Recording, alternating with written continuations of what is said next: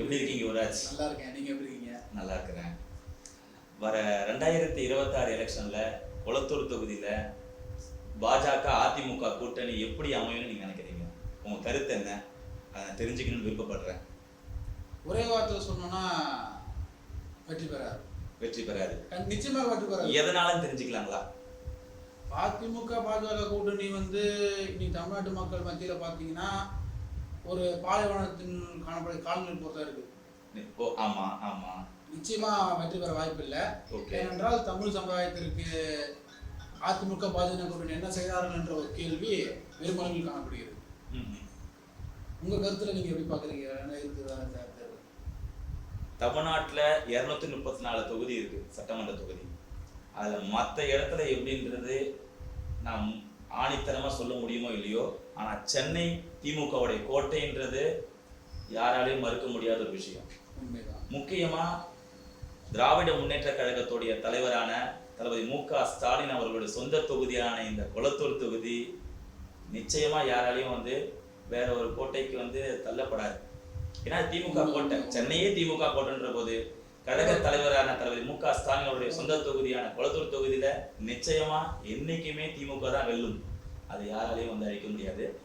இதுல பாஜக பத்தி நான் முக்கியமா சொல்லணும்னா, இஸ்லாமியர்களுடைய ஓட்டு, ஒட்டுமொத்த ஓட்டு பாத்தீங்கன்னா சென்னையில பாஜக கிடையாது.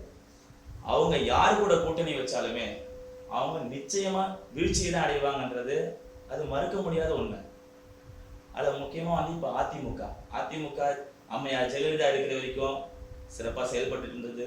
அரசியல் கருத்து வேறுபாடுகள் நம்ம தளபதிக்கும் அவங்களுக்கு இருந்தாலுமே ஏதோ ஒரு வகையில அவங்க பண்ற நல்ல விஷயங்களை ஏத்துக்கிற அளவுக்கு இருந்தது.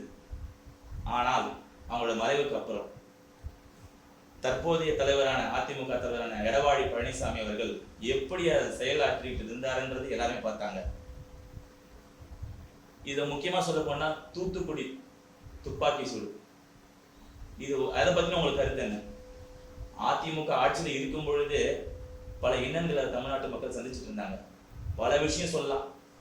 அதுல முக்கியமான 1-2 விஷயம் அந்த அதிமுகவுடைய தோல்விக்கு முக்கிய காரணமா இருந்தது 2021 சட்டமன்ற தேர்தல். பிறகு இப்பொழுது நம்ம திராவிட முன்னேற்ற கழகம் ஆட்சி அமைத்த பிறகு நம்ம தலைவர் தளபதி மு.க. ஸ்டாலின் அவர்கள் பல திட்டங்களை கொண்டு வந்திருக்காரு. இதுல முக்கியமா சிந்திக்க வேண்டியது பாத்தீங்கன்னா பெண்களுக்கான இலவச பேருந்து பயணம். இது தமிழக அரசியல் வரலாற்றில் இல்லாத ஒரு விஷயம். இது அழிக்க முடியாத ஒரு விஷயம். அது யாராலுமே அழிக்க முடியாது. இப்போ உங்க வீட்டு பெண்களும் சரி, எங்க வீட்டு பெண்களும் சரி, எந்த பெண்கள், எந்த கட்சியை சார்ந்த பெண்கள் யாரு பஸ்ல ஏறினாலும் பெண்களா இருந்தால் இலவச பயணம். இது மறுக்க முடியாத ஒரு விஷயம். காமராஜர் பாத்தீங்கன்னா மதிய உணவு திட்டத்தை கொண்டு வந்தார். கலைஞர் அவர்கள் அதுல முட்டையை போடணும்னு கொண்டு வந்தார். சத்துணவான ஒரு உணவு ரொம்ப மிக சத்தா மாத்துறதுக்கு. இதை நம்ம தளபதி என்ன பண்ணார்? இந்த சத்துணவு திட்டத்துல ஒரு விஷயத்த அடுத்த விஷயம் கட்டத்துக்கு கொண்டு போறதுக்கு ஒரு விஷயம் பண்ணியிருக்காரு. உங்களுக்கு அதை பத்தி தெரியுமா? நிச்சயமா தமிழகத்துக்கே தெரிஞ்ச ஒரு உண்மைதான் காலை உணவு திட்டம். இது மற்ற நாட்டுல இருக்கிறவன், மற்ற மாநிலத்தை சேர்ந்தவன் வியக்கக்கூடிய ஒரு விஷயமா தான் இருக்குது.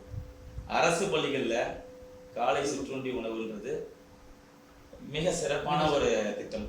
இதனால பயன் பெற்று கொண்டிருக்கிற எத்தனை மக்கள் இருக்காங்க தெரியுங்களா? இன்னும் எத்தனை கூலி வேலை செய்யறவங்க வீட்டுல அவங்களுக்கு சத்தான உணவு வழங்க முடியாம ஸ்கூலுக்கு அனுப்ப முடியாத இந்த சூழ்நிலை மாறி ஸ்கூலுக்கு அனுப்பக்கூடிய சூழ்நிலை மாறினாலுமே சத்தான உணவு பசங்களுக்கு கொடுக்க முடியல.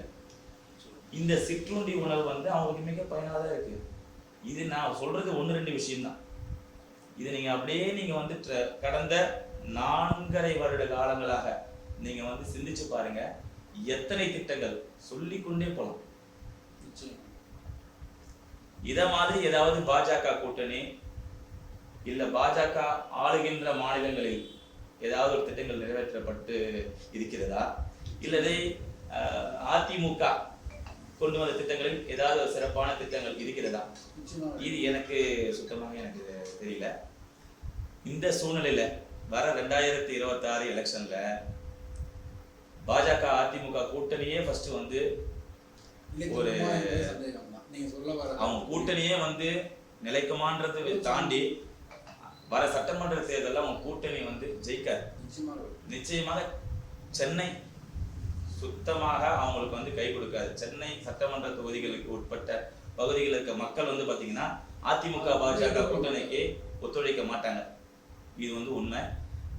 நான் வந்து குளத்தூர் தொகுதியை சேர்ந்தவன், நீங்களும் குளத்தூர் தொகுதியை சேர்ந்தவர் தான்.